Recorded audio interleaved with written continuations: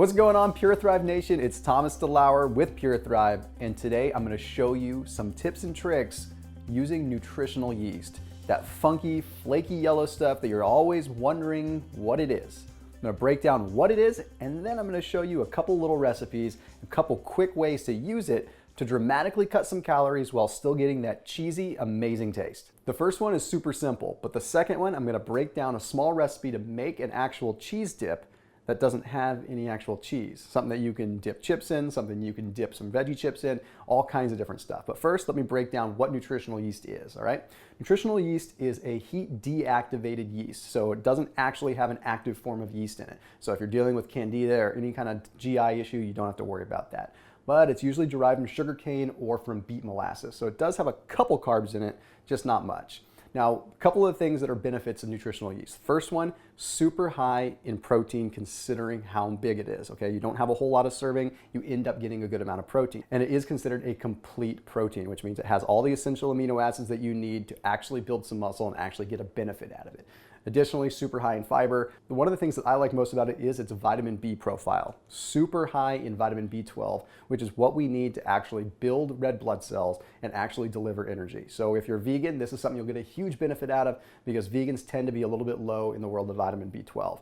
And last but not least, probably the biggest reason that I like to use this stuff is it is huge when it comes to being an immune booster. You see, it helps with something called beta-glucans. What beta-glucans are things that activate these things called macrophages. Macrophages are essentially white blood cells, okay? And what we do by consuming nutritional yeast is we heighten up our white blood cells so we can fight off infection, but we can also end up fighting off potentially getting sick a lot easier. So enough of the nonsense, enough of the funky stuff. Let's get down to how you can use this stuff.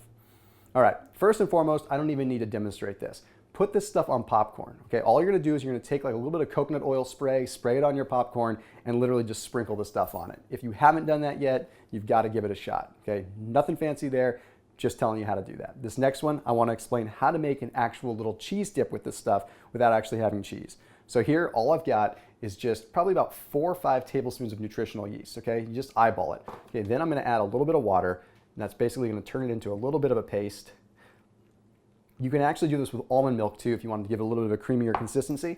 Then I'm going to add Himalayan pink salt. The reason I use Himalayan pink salt, much more abundant profile of actual minerals in there. 81 minerals in there. So add that to taste.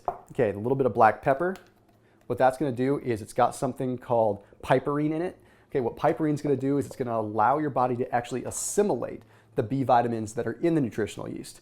Then I go with garlic powder. Why am I using garlic powder? Simply because it tastes good, but also because it's got the prebiotic fiber component that's going to help the good bacteria continue to flourish within your digestive system. So that is that. Super, super simple.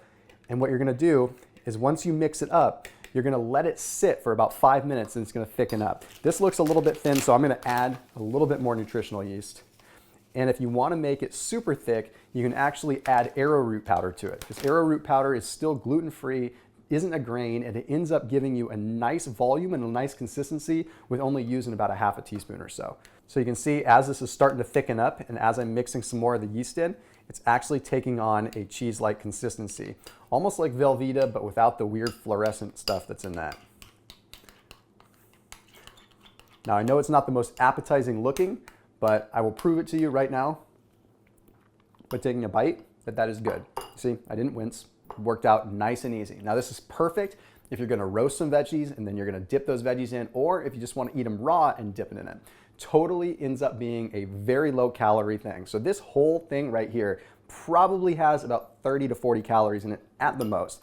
And last but not least, you can always add this to your smoothie post-workout simply because you're getting a nice, complete, abundant amino acid profile to give you that complete protein. So if you're looking for an alternative to the pea protein or alternative to the whey protein, this adds a nice little flavor to it, especially if you're putting it in with some avocado. So as always, keep it locked in here with PuraTHRIVE Nutrition. And if you have any ideas on recipe videos that you want to see, make sure that you let us know. We've been trying to bring more of these to you lately and they've been a huge hit.